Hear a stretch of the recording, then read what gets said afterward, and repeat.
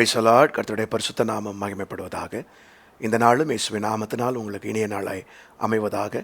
அன்பான கர்த்தருடைய பிள்ளைகளே, இந்த நாளிலும் நாம் ஆயத்தமாகிறோம். கடந்த 5 நாட்களாக கர்த்தர் நம்மோடு கூட இருந்து இந்த வாரத்தை கிருபையினால் ஆரம்பித்து தேவனுடைய மிகப்பெரிய தயவினால் நாம் இந்த வாரத்தை ஜெயமாய் ஓட கர்த்தர் உதவி செய்திருக்கிறார். இந்த ஆயத்த நாளிலே கர்த்தர் நம்ம கொடுக்கிறதான வார்த்தை சங்கீதங்களின் புஸ்தகம் 45ஆம் சங்கீதம் 8ஆம் வசனம். Sam's 45 verse 8. தந்தத்தினால் செய்த அரமனைகளிலிருந்து புறப்படுகையில் நீர் மகிழும்படி உமது வஸ்திரங்கள் எல்லாம் வெள்ளைப்போளம், சந்தனம், லவங்கம் இவைகளின் வாசனை பொருந்தியதாய் இருக்கிறது. கர்த்தருடைய பரிசுத்த நாமம் மகிமைப்படுவதாக. அன்பானவர்களே, இந்த நாளிலே கர்த்தர் உங்களுக்கு கொடுக்கிற வார்த்தை, தந்தத்தினால ஆன அரண்மனையாக மாறுவோம். தேவன் நம்மிலிருந்து வாசனையோடு வெளிப்படுவார். தந்தத்தினாலான அரண்மனையாய் மாறுவோம். தேவன் நம்மிலிருந்து வாசனையுடையவராய் வெளிப்படுவார். கர்த்தருடைய பரிசுத்த நாமத்துக்கு மகிமை உண்டாவதாக. அன்பான கர்த்தருடைய பிள்ளைகளே, ஆண்டவருடைய கூடுகைக்காக ஆயத்தமாகிற இந்த நாளிலே நம்மை நாமே தாழ்த்தி தேவன் எதிர்பார்க்கிற ஒரு அரண்மனையாக நாம் எழும்புவோம். அது எப்படிப்பட்ட அரண்மனையாய் இருக்க வேண்டுமாம்? தந்தத்தினாலான அரண்மனை. அந்த தந்தம் எப்படி உருவாகுகிறது?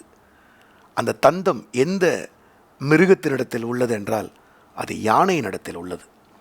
முதலாவது இந்த அரண்மனையை நாம் சிந்திப்போம். இன்றைக்கு கர்த்தர் நம்ம எல்லாரையும் தேவனுடைய ஆலயமாக உருவாக்கி இருக்கிறார். ரட்சிக்கப்பட்டு ஞானஸ்நானம் பெற்று ஆவின் அபிஷேகம் பெற்ற ஒவ்வொரு கர்த்தருடைய பிள்ளையும் தேவனுடைய வாசஸ்தலமாய் மாறுகிறோம். தேவன் நம்மில் தங்குகிறார். இப்பொழுது இந்த வாசஸ்தலத்தை கர்த்தர் கட்டி எழுப்புவதற்கு நம்மை ஆயத்தப்படுத்துகிறார். இந்த வாசஸ்தலத்தை நாம் எப்படி கட்ட வேண்டும் என்று விரும்புகிறார்? அரண்மனையாக கட்ட வேண்டும். 48ஆம் சங்கீதத்திலே வாசிக்கிறோம் சீயோன் அரண்மனை. 122ஆம் சங்கீதத்திலே வாசிக்கிறோம் எருசலேம் அரண்மனை. தாவீது ஆண்டவருக்கு கட்ட வேண்டும் என்று நினைத்ததான அந்த வாசஸ்தலம் அரண்மனையாக இருக்க வேண்டும் என்று அவன் சொல்லுகிறான். அப்படி என்றால் தேவன் நம்மை கட்டி எழுப்புகிற பரிசுத்த வாசஸ்தலம் அரண்மனையாக இருக்க வேண்டும். அரண்மனைனா ஒரு பேலஸ், அ மேன்ஷன். ஒரு ராஜாவினுடைய அரண்மனையாய் இது கட்டி எழுப்பும் போது தான் ராஜாதி ராஜா நம்மில் வாசம் பண்ணுகிறார். இந்த நாளில் நீங்கள் ஆயத்தமாகும்போது ஒரு குடிசை வீடா, ஒரு சின்ன ஒரு சாதாரண ஒரு கட்டடமாக உங்களை எழுப்பக்கூடாது. நல்லா ஸ்ட்ராங்காக தேவன் உங்களில் வாசம் பண்ணுகிற அளவுக்கு உங்களை நல்லா தூண்களில் எழுப்பணும். உபதேசத்தில் எழுப்பணும், வசனத்தில் எழுப்பணும், ஜெபத்தில் எழுப்பணும், துதியில் எழுப்பணும். அது நல்லா ஓங்கி எழுமணும் ஒரு அரண்மனையாக. அந்த அரண்மனை எப்படிப்பட்ட அரண்மனை என்று நாம் இன்றைக்கு நமக்கு தியானம் அதுதான். தந்தத்தினாலான அரண்மனை. அப்போ யானை ஒரு பெரிய உருவம். அந்த பெரிய உருவமாகிய யானையில் பார்த்தீங்கன்னா மாம்சம் தான் நிறையா இருக்கும். கிட்டத்தட்ட யானையுடைய வெயிட்டு 5000 கிலோன்னு சொல்கிறாங்க.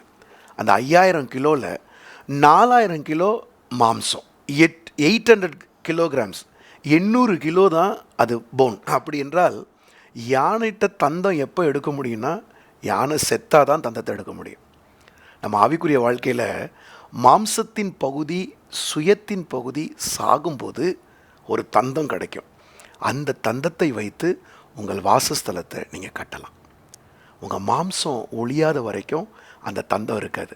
இந்த நாளில் என்ன பண்ணுங்க, உபவாச நாளில், சுத்திகரிக்கிற நாளில் நல்லா முழங்கால் படிட்டு ஆண்டவரே என்னில் உள்ள மாமிசம் ஒழியட்டும். 17 காரியங்களை வேதம் மாம்சத்தின் பகுதியாக சொல்லுது. விபச்சாரம், வேசித்தனம், அசுத்தம், காம விகாரம், விக்கிரக ஆராதனை, சண்டைகள், பொறாமைகள், அவதூறுகள், வைராக்கியங்கள், கோபங்கள், இவைகள் எல்லாம் மாம்சத்தில் உண்டு.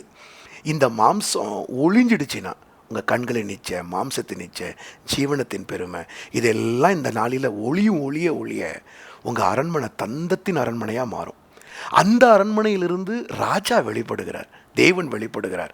அவர் எப்படி வெளிப்படுகிறார்? வாசனை திரவியங்களோடு வெளிப்படுகிறார். அந்த வாசனை திரவியத்தோடு அவர் வெளிப்படும் போது ஞாயிற்றுக்கிழமை ஆராதனையில் ஒவ்வொருத்தருடைய வாசனையும் தேவனுடைய பார்வையில் பிரீதியாக இருக்கும். மகிழ்ச்சியாக இருக்கும். அந்த வாசனையோடு நீங்கள் திங்கட்கிழமை அடுத்த வாரம் கர்த்தருக்கு சித்தமானால் உங்கள் அலுவலுக்கோ ஊழியத்துக்கோ புறப்படும் பொழுது உங்களில் இருக்கிற ராஜா மகிமையாக இருப்பார். உங்களை கொண்டு பலத்த காரியத்தை செய்வார், பெரிய காரியங்களை செய்வார். அதை கர்த்தர் உங்கள் இடத்துல செய்யணும்னு விருப்பப்படுறார். அதனால் உங்களை தந்தத்தின் அரண்மனையாக மாற்றுங்க. உங்களில் இருக்கிற வாசனையுள்ள ராஜாவாகிய கர்த்தர் புறப்படட்டும். அதைத்தான் சங்கீதக்காரன் 24ஆம் சங்கீதத்தில் சொல்லுகிறான், யார் இந்த ராஜா, மகிமையின் ராஜா? அவர் யுத்தத்தில் வல்லவர், பராக்கிரமசாலி. அவர் உங்களிலிருந்து வெளிப்படும் பொழுது ராஜா முன்னால் போவார், தடைகளை நீக்குவார், நீங்கள் ஜெயிப்பீங்க, கர்த்தர் உங்களோட இருப்பார். அப்போ ராஜா வாசம் பண்ணணும்னா அது தந்தத்தின் அரண்மனையாய், சுயமொழிக்கப்பட்ட அரண்மனையாய் நல்ல கட்டி எழுப்ப இந்த நாளில் ஒப்பு கொடுங்க. கர்த்தர் உங்கள் அரண்மனையில் வாசம் பண்ணி உங்களுக்கு ஜெயத்தை கொடுப்பார். இந்த அரண்மனையோட சபைக்கு வாங்க. நாளைய காலையில் ஆண்டவருக்கு சித்தமானால் 5, 7, 9 3 ஆராதனைகள் காலையில் கோடம்பாக்கத்தில் ட்ரஸ்ட்புரத்தில் இருக்கிற சாரோன் பெந்தேகோஸ்தே சபையில் உண்டு. சென்னையில் இருக்கிறீங்கன்னா தைரியமாக வாங்க. சத்தியமுள்ள சபை, வசனத்தை கேட்க வாங்க, வாஞ்சையாக வாங்க. கூடுகையில் பங்கு கொள்ளுங்க. மாலை 6:30 மணிக்கு 4வது ஆராதனை உண்டு. 3வது ஆராதனை இட்ஸ் அ பைலிங்குவல் சர்வீஸ். அதில் ஆங்கிலமும் தமிழிலும் இருக்கும். ஆங்கிலம் தெரிந்தவர்களை அதற்கு அறிமுகப்படுத்துங்கள். கர்த்தர் உங்களை ஆசீர்வதிப்பாராக. தந்தத்தின் அரண்மனைகளை நாளைய தினத்தில் கர்த்தருக்கு சித்தமானால் சந்திப்போம்.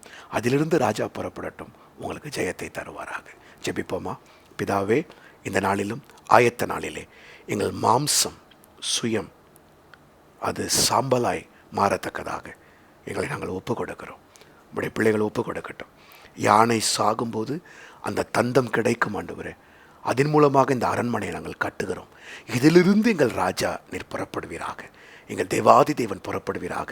நீர் எங்களிலிருந்து புறப்படுவதற்கு வேண்டிய ஆயத்தங்களை நாங்கள் செய்து கொடுக்க உடைய பிள்ளைகளுக்கு உதவி செய்யும். இந்த நாளில் எங்களை தாழ்த்தி வெறுமையாக்கி உடைய சமூகத்தில் காத்திருக்க உதவி செய்யும். கர்த்தர் இந்த வார்த்தையை, இந்த ரேமாவை இந்த நாளை கொடுத்ததுக்காய் கோடான கொடி ஸ்தோத்திரம். சகல துதிக நமக்குமே எல்லாமுக்கு நாங்கள் செலுத்துகிறோம். இயேசுவின் நாமத்தில் கேட்டுக்கொள்ளுகிறோம் நல்ல பிதாவே. ஆமேன், ஆமேன், ஆமேன். God bless you. கர்த்தர் தாமே உங்களுக்கு தந்தத்தின் அரண்மனையை கட்ட உதவி செய்வாராக. வாருங்கள், கர்த்தரை நாளைய தினத்திலே ஆராதிப்போம்.